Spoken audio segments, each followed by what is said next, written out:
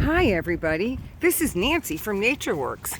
It's the middle of January and I'm outside on a beautiful day. We're having a heat wave and it's about 60 degrees. It's a little windy, but I don't care.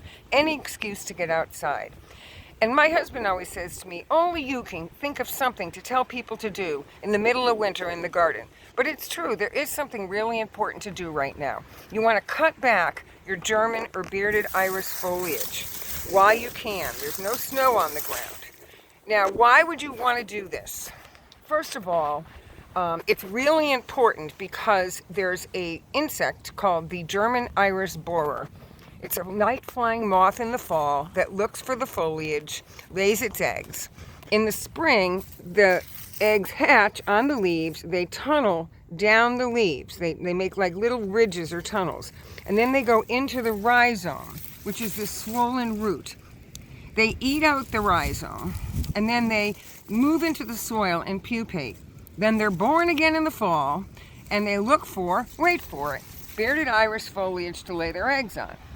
Now, why would this foliage still be up when a lot of the rest of the garden was cut down? Well, bearded irises have an interesting life cycle.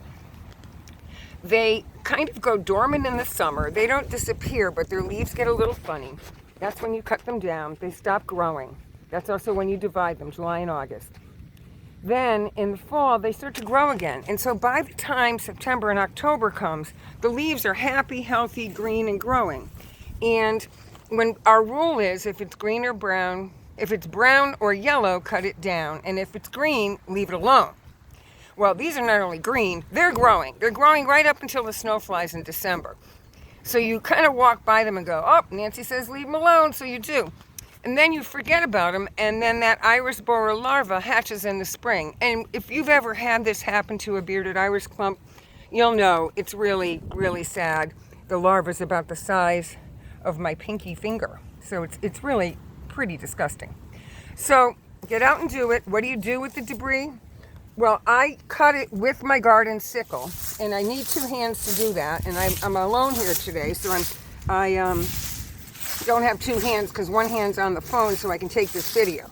But in general, I cut off the foliage, clean it out really good, put it in I used to put it in a garbage bag and get rid of it because I didn't want to compost it, and then I felt guilty about the plastic garbage bags. So now I use these paper lawn and leaf bags, and I just throw them in the garbage. And you can see there's a lot of junk in here, but it's actually a very diverse little system.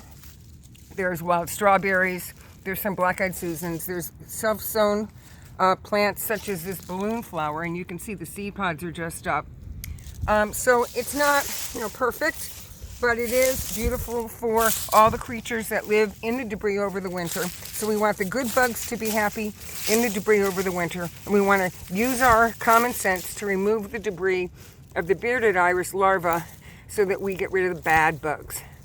So get outside any beautiful day that you can and do what you can to get rid of this foliage. Leave the rest of the stuff up if you possibly can. I leave all these beautiful Raiden's favorite asters up because the birds eat the seeds, and I don't cut them down until the spring. So this is Nancy from NatureWorks saying, stay tuned. Our winter class brochure is coming out. We're going to be at the Connecticut Horticultural Society Conference. We're going to be at the flower show. We'll be opening the first day of spring. Until then, clean up the bearded iris foliage in your garden and enjoy a little time outside. Bye-bye.